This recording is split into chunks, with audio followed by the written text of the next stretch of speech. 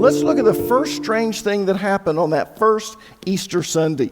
The first strange thing that happened is that Jesus walked out of the tomb before the stone was rolled away. Yeah. The tomb was completely sealed, and while it was sealed, no way in, no way out, Jesus came out of it. Now, that's not how it's depicted in most sermons, or if you go to some type of passion play. Think about it. How is the resurrection usually depicted? It's early Sunday morning, and the Roman soldiers are guarding the tomb, and suddenly an angel appears, and there's an earthquake. The Roman soldiers fall to the ground in fear as the angel rolls the stone away, and as a bright light is shining out of the tomb, Jesus walks out. But he doesn't walk out until the stone is rolled away. But is that what the Gospels really say? Is that how it really happened? I don't think so. Turn with me, if you would, to the book of Matthew, chapter 28. We're going to read verses 1 through 6, and we're going to see what the Gospels actually say. Here goes.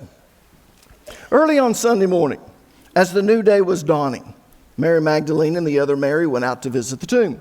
Suddenly, there was a great earthquake, for an angel of the Lord came down from heaven, rode beside the stone, and sat on it. His face shone like lightning, and his clothing was white as snow. The guards shook with fear when they saw him.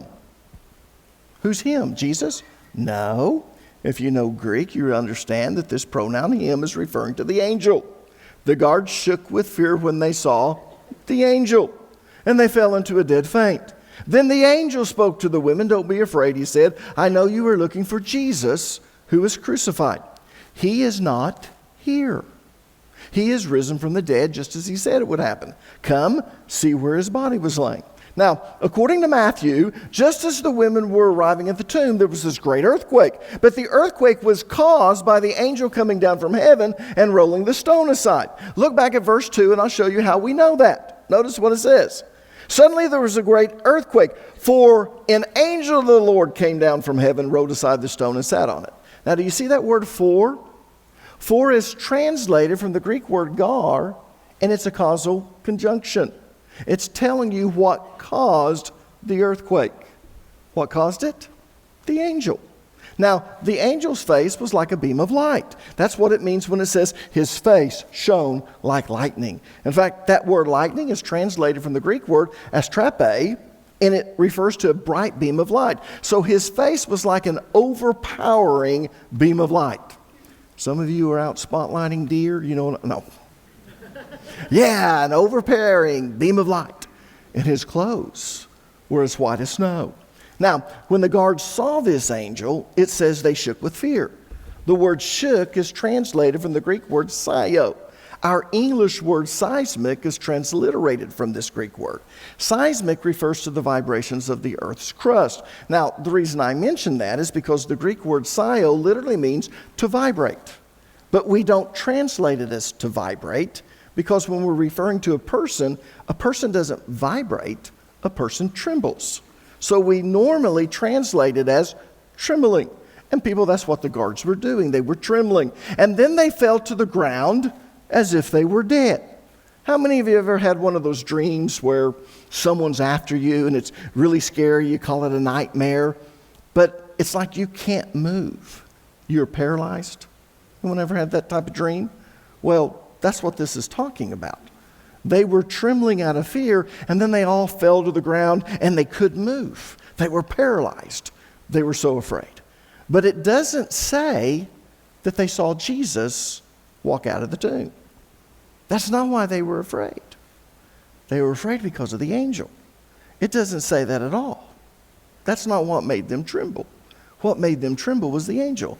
And then the angel just casually climbs up on the stone, and he sits on it, and he looks over at the ladies who are frozen in shock, and he says, "Don't be afraid. I know you're looking for Jesus who was crucified. He isn't here.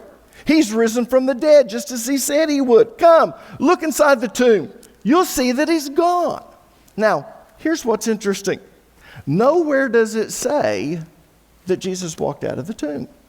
It doesn't say it here in Matthew. It doesn't say it in the Gospel of Mark. It doesn't say it in Luke or even in John. In fact, the angel didn't roll the stone away so that Jesus could walk out. No. He rolled the stone away so people could go inside and look and see that Jesus wasn't there. You see, when the stone was rolled away, Jesus wasn't in the tomb. He was already gone by then. That's why the angel said, look inside. He's not there. So how in the world did Jesus get out? Well, when Jesus was resurrected from the dead, his new body was an extra dimensional body, which means that he could step in, or he could step from one dimension into another. In other words, he could instantly appear and disappear and pass through walls or stone just like angels do.